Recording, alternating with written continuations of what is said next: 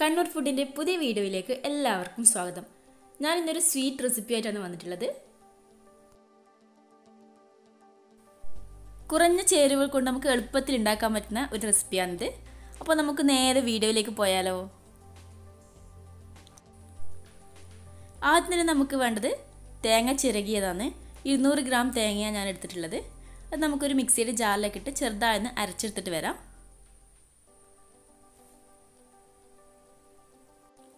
അപ്പോൾ ഞാൻ ഇത് അരച്ചെടുത്തിട്ടുണ്ട്.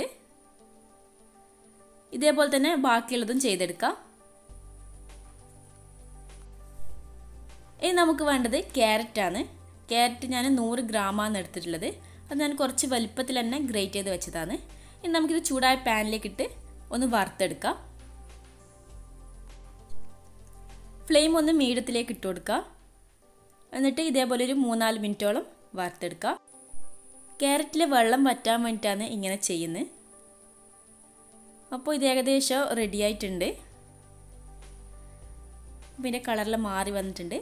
ഞാൻ സ്റ്റൗ ഓഫ് ചെയ്യലാണ്, എന്നിട്ട് കോരി മാറ്റി വെക്കാം. ഇനി അതേ പാനിലേക്ക് തന്നെ ഞാൻ 1 ടേബിൾ സ്പൂൺ നെയ്യ് ചേർത്ത് കൊടുക്കുന്നുണ്ട്. അതൊന്ന് ചൂടായി വരുമ്പോൾ അതിലേക്ക് നമ്മൾ നേരത്തെ അരച്ച് വെച്ച തേങ്ങയില്ലേ, അതൊന്ന് ചേർത്ത് കൊടുക്കാം.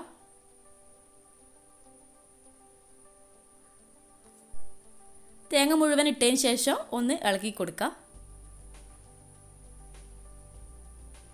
അപ്പോൾ ഈ സമയത്ത് ഫ്ലെയിം ഒന്ന് കുറച്ച് വെക്കണേ, അല്ലെങ്കിൽ പെട്ടെന്ന് തന്നെ കരിഞ്ഞു പോവും. പിന്നെ ഇളക്കിക്കൊണ്ടേ നിൽക്കുക.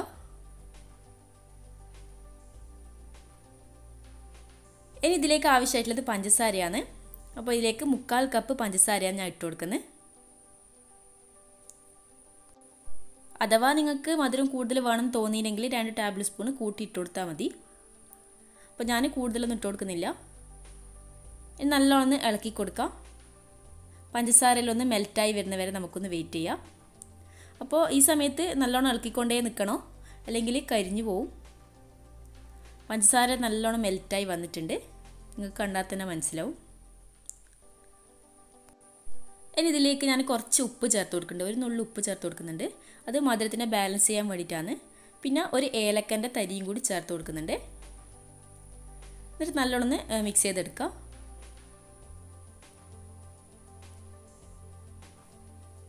ഇനി നമുക്കിതിലേക്ക് നമ്മൾ നേരത്തെ വറുത്ത് വെച്ച ക്യാരറ്റില്ലേ, അത് ചേർത്ത് കൊടുക്കാം.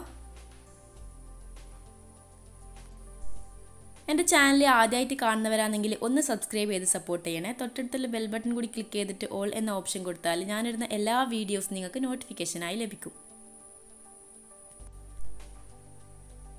അപ്പോൾ തേങ്ങയെല്ലാം പാനിൽ നിന്ന് വിട്ട് വരുന്നൊരു പരുവാകുമ്പോൾ നമുക്ക് സ്റ്റൗ ഓഫ് ചെയ്യുക. അതാണ് ഇതിൻ്റെ കറക്റ്റ് പരുവം.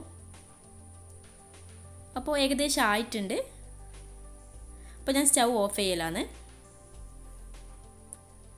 നമുക്കിത് സെറ്റ് ചെയ്യാൻ വേണ്ടിയിട്ട് ഒരു പാത്രം വേണം. പാത്രത്തിൽ ഞാൻ ആദ്യം തന്നെ നെയ്യ് പുരട്ടിയിട്ട് വെച്ചിട്ടുണ്ടേനു. അപ്പോൾ അതിലേക്ക് ഇത് ഇട്ട് കൊടുക്കാം. എന്നിട്ട് ഒരു സ്പൂണോ അല്ലെങ്കിൽ ഒരു കയ്യിലോ വെച്ചിട്ട് നല്ലോണം പ്രസ് ചെയ്ത് കൊടുക്കണം. അപ്പോൾ ഞാൻ സ്പൂണിനെ കൊണ്ടാക്കുന്നുണ്ട്. അപ്പോൾ സ്പൂണിൻ്റെ ബാക്കിൽ ഞാൻ കുറച്ച് നെയ്യ് ആക്കിയിട്ടുണ്ട്. നല്ലോണം പ്രസ് ചെയ്ത് കൊടുക്കാം. അപ്പോൾ നല്ലോണം സെറ്റാക്കിയിട്ട് എടുത്തിട്ടുണ്ട്. ഇനി നമുക്കിതിൻ്റെ ചൂടെല്ലാം പോയതിന് ശേഷം ഫ്രിഡ്ജിൽ വെച്ചിട്ട് തണുപ്പിച്ചെടുക്കാം. 2 മണിക്കൂറെങ്കിലും ഫ്രിഡ്ജിൽ വെച്ചിട്ട് തണുപ്പിച്ചെടുക്കുക. അല്ലെങ്കിൽ തണുപ്പിക്കണം നിർബന്ധമൊന്നുമില്ല. ചൂടാറി കഴിയുമ്പോഴത്തേക്ക് തന്നെ അത് ഏകദേശം സെറ്റായിട്ട് കിട്ടും. അപ്പോൾ ഞാൻ തണുപ്പിച്ചെടുത്തതാണ്. ഞാനിത് 2 മണിക്കൂറിന് ശേഷം കട്ട് ചെയ്യലാണ്. കട്ട് ചെയ്യുന്നതിന് മുമ്പ് അതിന് മുകളിലൂടെ ചെറുതായി ഒന്ന് വരഞ്ഞു കൊടുത്താൽ നമുക്ക് നല്ല വൃത്തിയായിട്ട് കട്ട് ചെയ്തിട്ട് കിട്ടും. അപ്പോൾ നിങ്ങൾ ഈ ഒരു റെസിപ്പി എന്തായാലും ഒന്ന് ട്രൈ ചെയ്ത് നോക്കുക. കുട്ടികൾക്കെല്ലാം എന്തായാലും ഇഷ്ടമാകുന്ന ഒരു റെസിപ്പിയാണ്. അപ്പോൾ നിങ്ങൾ എന്തായാലും ട്രൈ ചെയ്തിട്ട് ഫീഡ്ബാക്ക് എന്തെങ്കിലും ഉണ്ടെങ്കിൽ കമൻറ്റ് ബോക്സിൽ ഇടാൻ മറക്കരുത്.